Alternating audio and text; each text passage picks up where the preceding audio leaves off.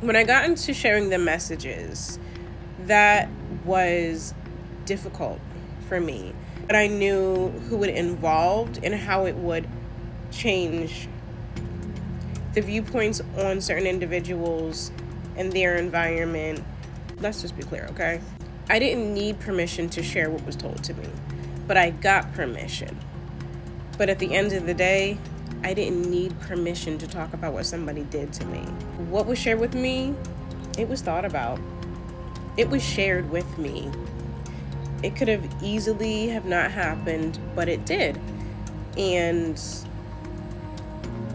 I still did do my best to respect certain boundaries, because I'm not on like some crazy road to hell where I'm like, fuck everybody, I'm taking everybody with me.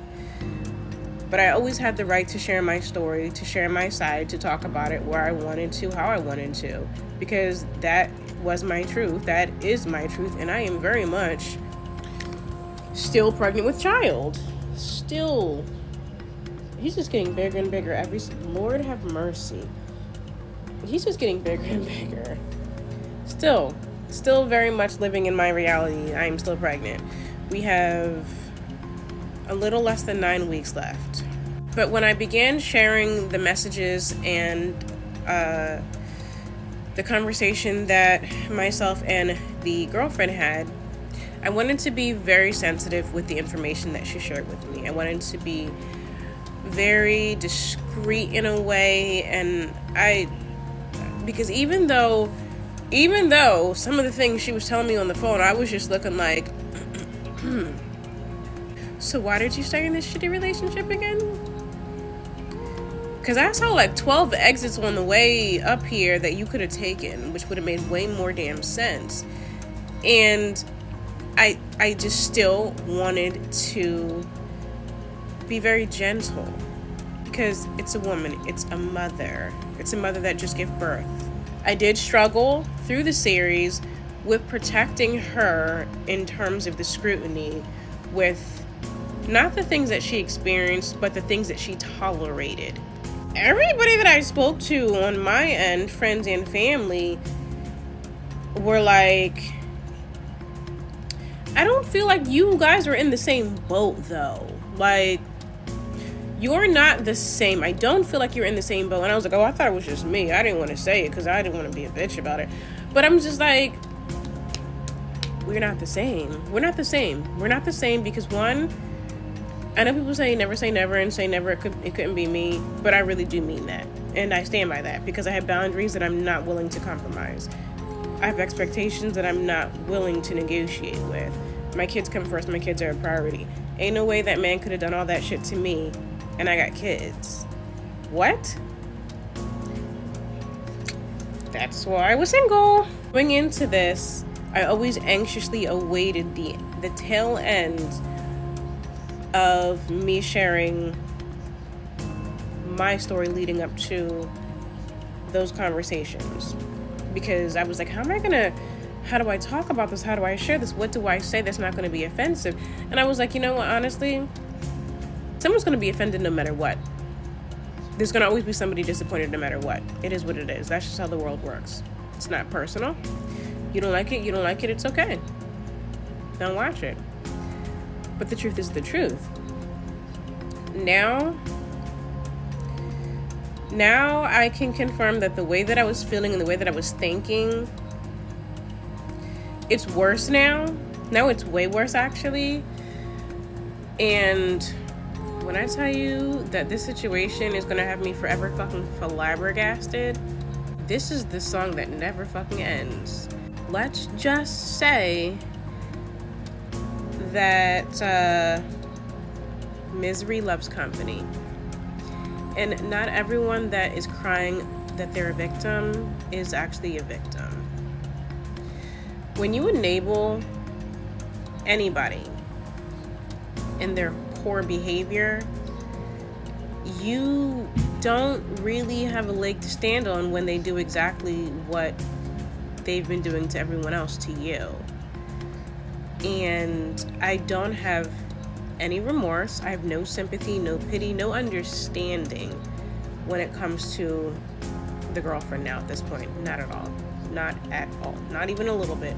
Not even a little bit.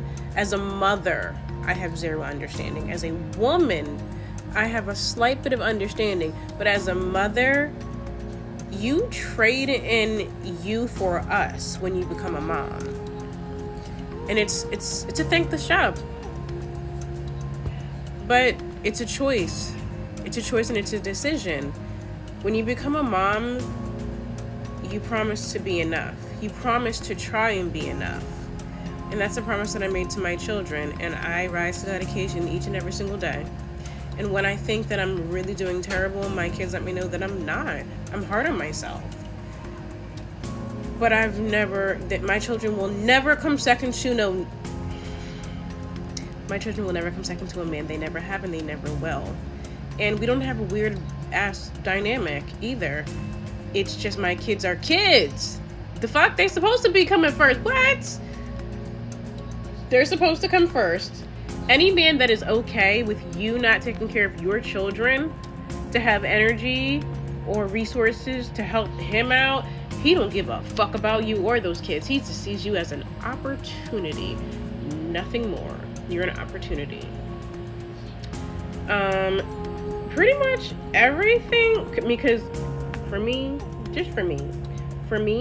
the straw, the final, first, last, final, middle, whatever you want to call it, that straw would have been drawn the day that you sat up here and lied to another fucking bitch that you were fucking and told them that I was your fucking sister and that my son, that is your nephew, passed away and that we're grieving and that's why we're together so much. That would have been the last, that would have been the first and last, that, and I wouldn't have missed. I wouldn't have missed. That would have been the end of that for me. Because there's nothing you could possibly say to rectify that. And this is a lie and story that he's used on multiple occasions with multiple women. So, even in my most broken, even in my most defeated moments, I've never lost myself like that. So clearly there's a fuckload of a lot of mental health issues here on both ends. And all I ask, all I care for, since I know exactly where the girlfriend stands, let me and Asmodeus deal with our shit without you in it. Because I would hate to seriously have to sit here. I don't want to be your 13th reason why. I don't. But I'm not going to have any remorse. I'm not going to hold back. I'm going to handle my business accordingly as I always have done. And please don't assist that man when it comes to my son. You could do what you want with your kids. But what I do with my kid, what I do with my children, that's my business. That's my business.